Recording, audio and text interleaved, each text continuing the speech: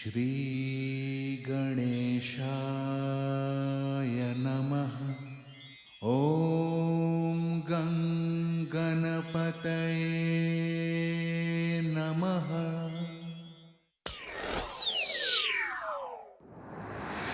महाभारत में लिखा है, जो कुछ है यही है, जो यहाँ नहीं वो कहीं नहीं। महाभारत सुनने वालों के पाप धुल जाते हैं। ये है महाभारत के जरिए हम आजकल के बच्चों को हमारे संस्कारों के बारे में बताना चाहते हैं। महाभारत के कई संस्करण हैं। हमने उनमें से एक चुनी है जो बच्चों को समझने में आसान हो।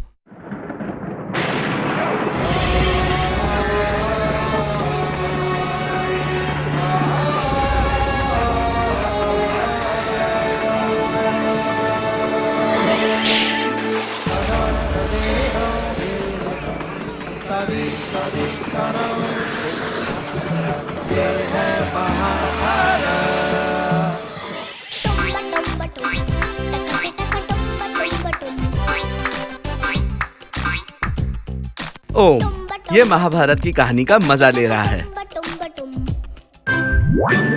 तत्सत वो एलियन सूत्रधार जो ओम को महाभारत की कहानी सुना रहा है।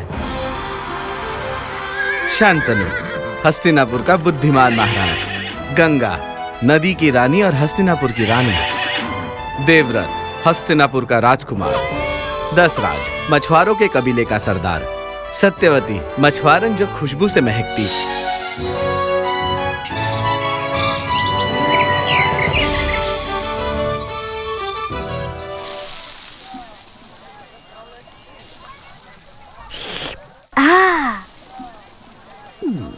तुम मुझे यहाँ छोड़ के कहाँ चले गए थे? मैं अपने और तुम्हारे मम्मी डैडी को बताने गया था कि हम हस्तिनापुर जा रहे हैं। ओह हाँ, मम्मी डैडी परेशान हो रहे होंगे। उन्हें हमेशा मेरी फिक्र रहती है। क्योंकि वो तुमसे बहुत प्यार करते हो।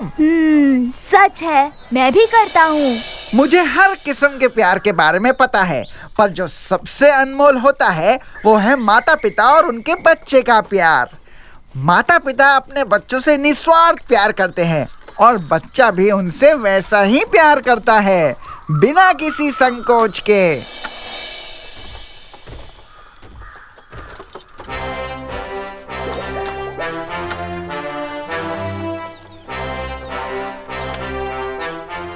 हम 2 दिन से भूखे हैं बेटा। पिताजी देखिए,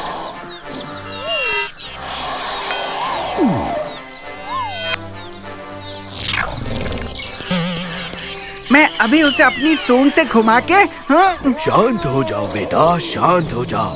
गुस्सा करने की जरूरत नहीं, हमें जरूर कुछ खाने को मिल जाएगा।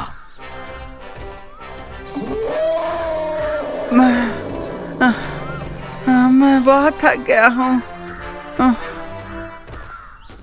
गन्ना, जरूर ये किसी बैलगाड़ी से गिर गए होंगे। पिताजी ये लीजिए, आपके लिए लीजिए। ये हम दोनों के लिए काफी नहीं है। बेटा मुझे गन्ना पसंद नहीं है, बिल्कुल नहीं। तुम खा लो बेटा। पर मुझे लगा था आपको गन्ना पसंद है। मुझे गन्ना बिल्कुल पसंद नहीं। मैं भूखा रह लूंगा पर ये बिल्कुल नहीं खाऊंगा। आओ कुछ और खाने को ढूंढते हैं। सुनिए पिताजी, अगर आप इन्हें नहीं खाना चाहते तो मैं खा लेता हूँ। मुझे ये पसंद है और भूख भी बड़ी लगी है। ठीक है बेटा, अब खा लो।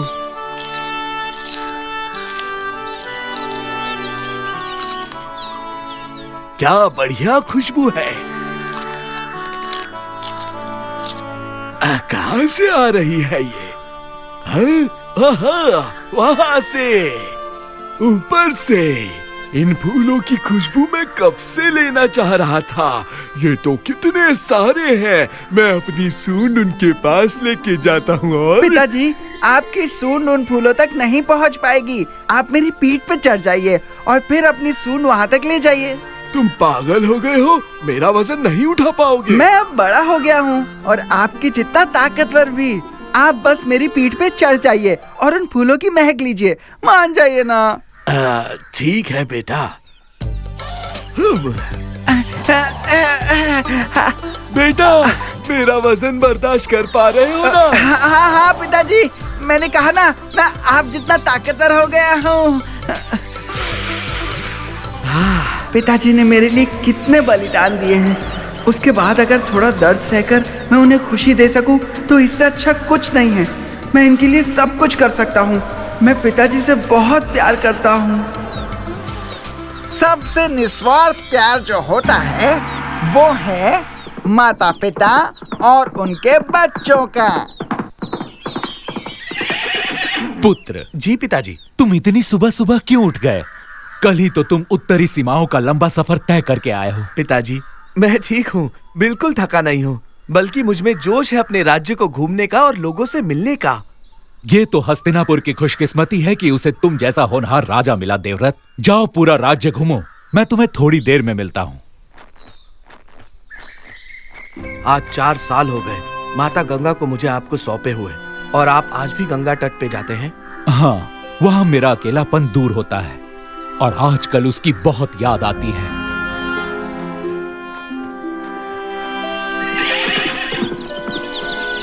महाराज शांतनु जमुना किनारे एक बहुत ही खूबसूरत टापू है। क्यों ना हम लोग वहां चलें?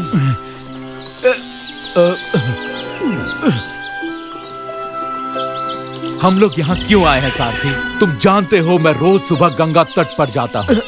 पर आपने ही। क्या मैंने कहा था? महाराज, अब हम यहाँ आ ही गए हैं तो क्यों ना आप वो टापू भी घूम लें? ओह, चलो ठीक है। बहुत मनमोहक जगह है। कृपया मुझे नदी के पार ले चलें।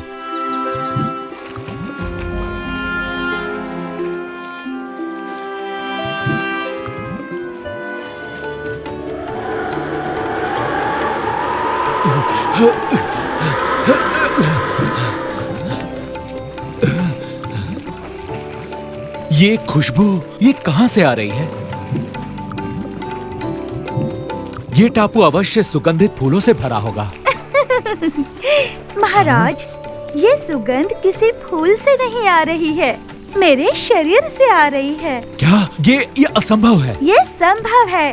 पहले मुझसे मत्स्य गंधा की गंध आती थी, फिर एक दिन महर्षि पराशर आए और उन्होंने उस गंध को सुगंध में बदल दिया। महर्षि पराशर के पास अपार शक्तियाँ हैं। अब जानते हैं उन्होंने और क्या किया? मैं महर्षि पराशर के बारे में कुछ नहीं सुनना चाहता, मुझे केवल अपने बारे में बताओ सुंदरी। जी, मैं सत्यवती हूँ, निषाद राज की पुत्री। वो मछुआरों के कबीले के मुखिया हैं। ये सुगंध, मुझे इतनी प्रसन्नता आज से पहले कभी नहीं हुई। महाराज, महाराज, महाराज, हम टापू पे पहुंच गए हैं। महाराज, महाराज, क्या मैं आपको और आगे तक ले चलूं? जैसी तुम्हारी इच्छा।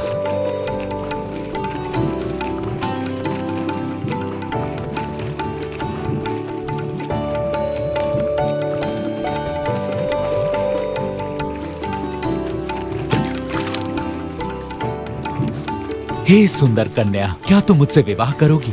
आपको मेरे पिताजी से बात करनी होगी। अगर वो हाँ कह दें। ठीक है, मैं अभी जाकर तुम्हारे पिता से बात करता हूँ। मैं जा रहा हूँ। महाराज,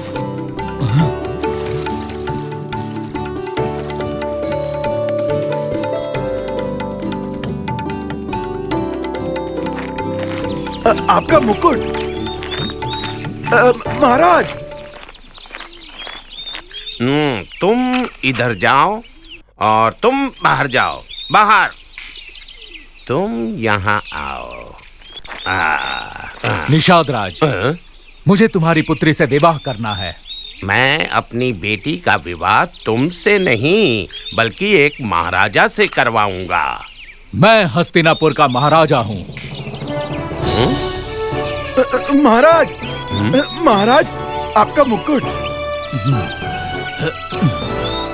महाराज शांतनु, आइए आइए, अंदर आइए। मैं माफी चाहता हूँ, मैंने आपको पहचाना नहीं। मैं आपके यहाँ आने का बहुत आभारी हूँ। कृपा करके थोड़ा भोजन ग्रहण कीजिए।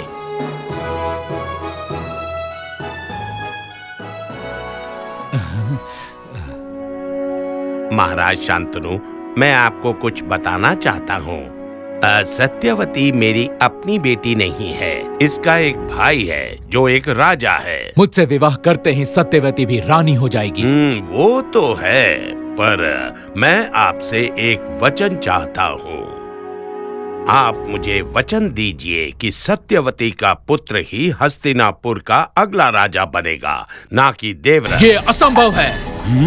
मैं अपने बेटे के साथ ऐसा घोर अन्याय नहीं कर सकता।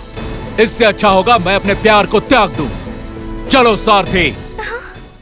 शायद मेरी लालसा दिन ब दिन बढ़ती ही जा रही है। पहले भी देवव्रत के लालच में मैंने गंगा को खोया, अब मैं सत्यवती के लिए देवव्रत को नहीं खो सकता। सत्यवती को भूलना ही सबके लिए उचित होगा। बहुत समय निकल गया, मैं अपने पुत्र से नहीं मिला हूं। कहां है मेरा पुत्र? कहां है देवव्रत? महाराज, आप सुबह ही तो उनसे मिले थे। आपसे मिलने के बाद ही वो राज्य घूमने गए थे। ओ मेरे पुत्र, तुम ही होगे हस्तिनापुर के अगले महाराज। उनके आते ही आपके कक्ष में भेज दूं?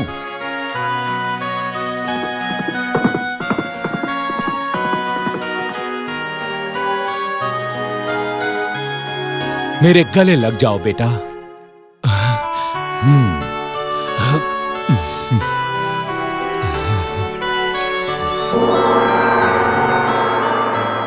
क्या सत्यवती भी मुझे याद कर रही होगी? पर मैं उसके बारे में क्यों सोच रहा हूं? मुझे उसे भूलना होगा। सत्यवती के पास कितना सुकून था, शायद उसका कारण वो सुगंध थी। उसी के कारण वहां इतनी शांति थी।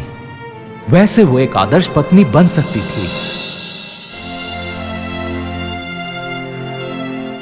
सभा को खत्म हुए कितना वक्त हो गया है? पिताजी अब भी यहाँ क्यों हैं? कोई ना कोई बात इन्हें परेशान कर रही है। मैंने कितनी बार उनसे पूछा, कई तरीकों से जानने की कोशिश की कि आखिर उनकी बेचैनी की वजह क्या है, पर वो हमेशा सिर्फ सिर हिला के टाल देते हैं। मैं रोज उन्हें महल से चिंतित बाहर जाते हुए देखता हूँ, और दोबारा जब वो वापस आते हैं तब भी उनके चेहरे पे मायूसी रहती है। आखिर वो जाते कहाँ हैं?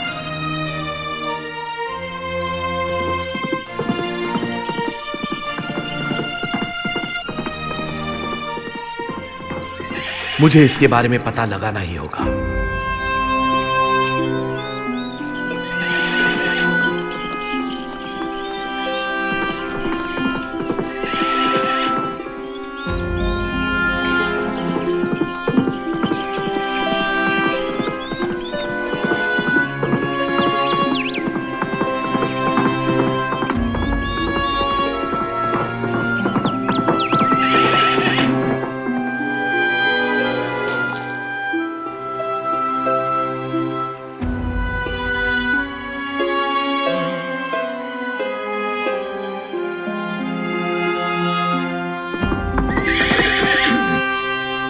पिताजी का रथ। सारथी, पिताजी की हालत ऐसी क्यों हो रही है? वो रोज इस जंगल में क्यों आते हैं? वो इतने दुखी और बेचैन क्यों रहते हैं? क्यों वो मुझे अपनी समस्या नहीं बता रहे हैं? बताओ मुझे। दरअसल कई सालों बाद महाराज को अपना प्यार मिला है। उसका नाम है सत्यवती। मछुआरों के मुखिया की पुत्री है। अच्छा, तो उन्हें विवाह करने से कौन और क्यों रोक रहा है? सत्यवती के पिता ने कहा है कि ये विवाह तभी हो पाएगा जब महाराज वचन दें कि आपकी बजाय उनके और सत्यवती का होने वाला पुत्र ही अगला राजा बनेगा। तो ये बात है। वो मुझसे इतना प्यार करते हैं कि मेरे लिए अपने प्यार का बलिदान दे रहे हैं। अपने पिता को खुश देखने के लिए मैं अपनी जान भी दे सकता हूँ। फिर ये राजगद्दी क्या चीज है?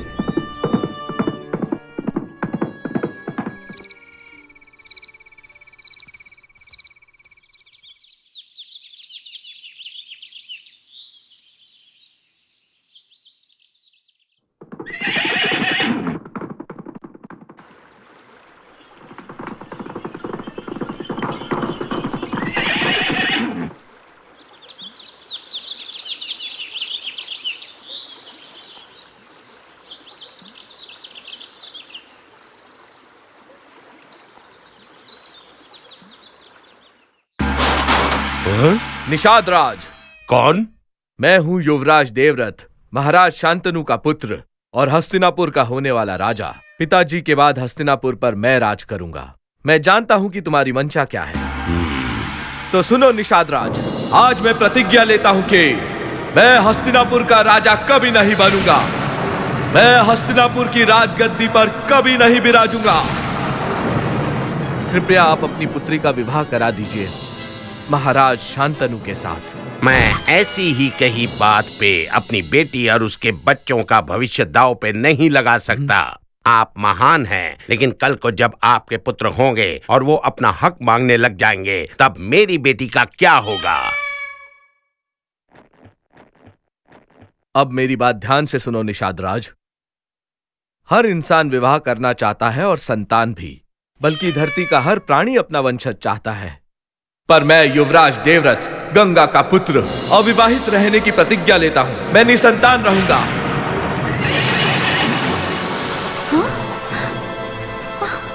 ये प्रतिज्ञा सिर्फ तुम ही ले सकते हो भीष्म। तुम महान हो, तुम भीष्म हो, भीष्म।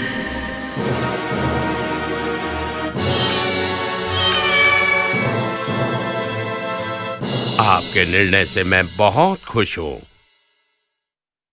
ले जाइए सत्यवती को अपने पिता के पास। जाओ सत्यवती, अपने महाराज और उसकी प्रजा के दिल में अपनी जगह बनाना। तुम्हारा ये पिता इससे ज्यादा कुछ नहीं कर पाएगा। ये तो विधि का विधान है कि गंगा पुत्र नहीं, बल्कि सत्यवती का पुत्र ही हस्तिनापुर पर राज करेगा।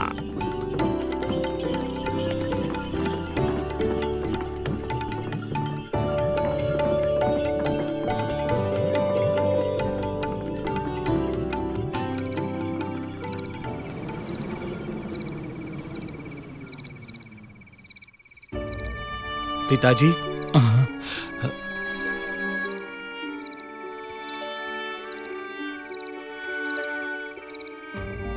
ओह, तो तुमने अपना अधिकार छोड़ दिया और प्रतिज्ञा भी ली कि ना मैं विवाह करूंगा और ना मेरी संतान होगी। क्या? ना विवाह, ना कोई संतान, बस इसीलिए कि तुम्हारा पिता फिर से विवाह कर सके? देवव्रत, मेरे पुत्र, अब तुम्हारा क्या होगा?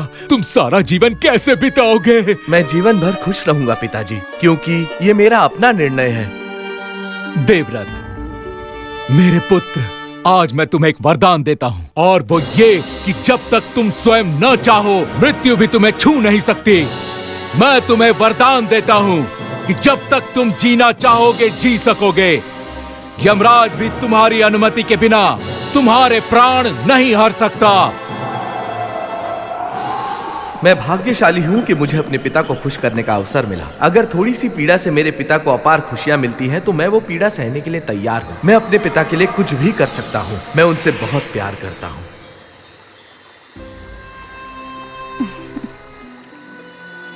माते, कल मैंने एक बहुत ही असामान्य निर्णय लिया। मैं जानती हूँ तुमने क्या किया पुत्र। मुझे तुम पर गर्व है।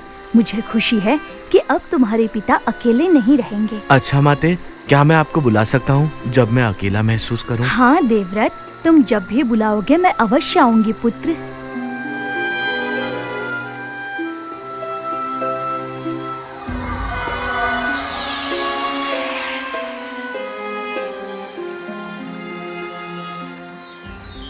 पहले मेरा हीरो ऋतिक रोशन था, पर अब से भीष्म है। तुम खुद भी हीरो बन सकते हो ओम, अपने मम्मी पापा और चाहने वालों को खुश रख के। मैं करूँगा, मैं वो सब करूँगा जिससे दूसरों को खुशी मिले।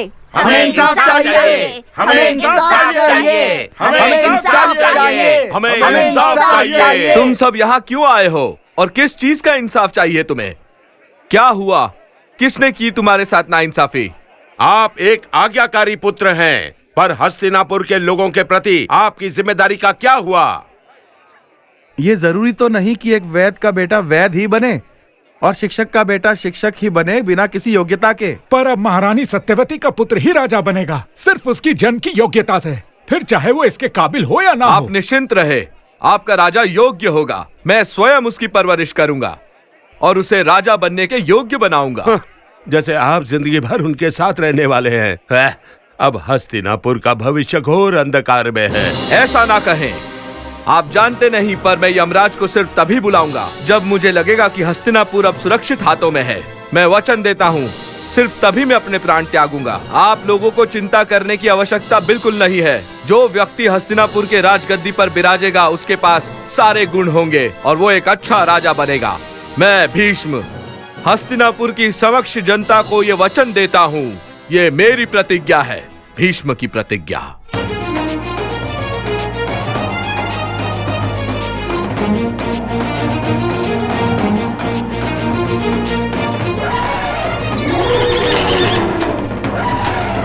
जिसमें मन की शक्ति होती वह प्रण का पालन करता है। अपने निश्चय के बल से वह बलशाली जीवन करता है। भीष्म ने अपनी प्रतिज्ञा से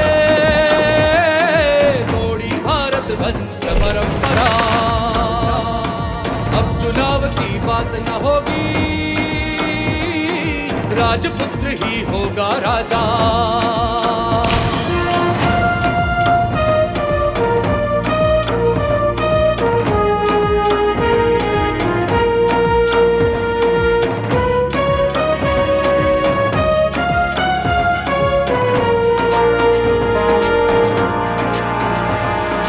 सत्यवती ने प्रथम पुत्र को चित्रांगद का नाम दिया।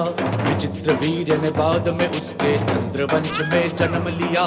अपने प्रण से भीष्म बंधे थे, राजा उसे बनाएंगे। चाहे कितनी बाधाएं हो अपना वचन निभाएंगे।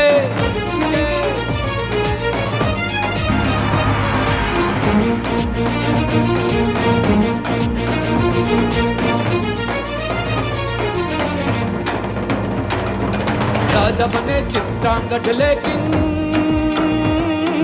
खाली हो गया सिंहासन। व्यर्थ युद्ध भूमि में उसका लड़ते समाप्त हुआ जीवन। भीष्म ने अपना वचन निभाया, विचित्र वीर्य को राजा बनाया।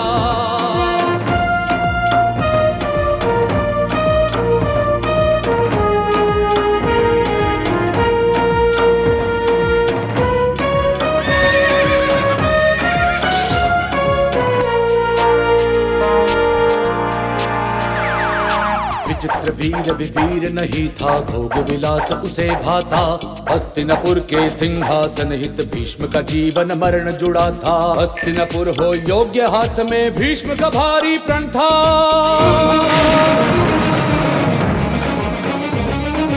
भीष्म प्रतिज्ञा।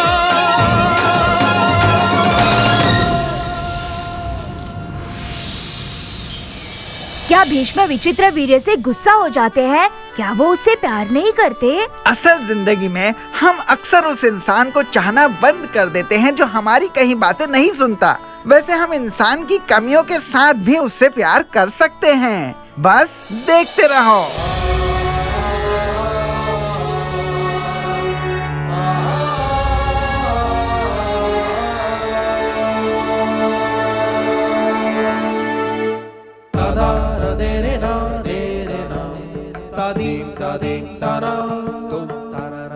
ये है महाभारत।